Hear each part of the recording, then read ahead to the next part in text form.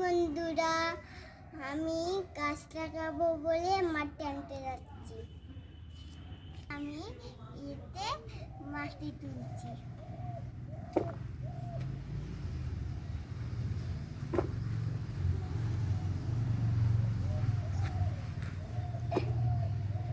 মাটিটা তুলে নিচ্ছি, এবার আমি গাছটা লাগাবো।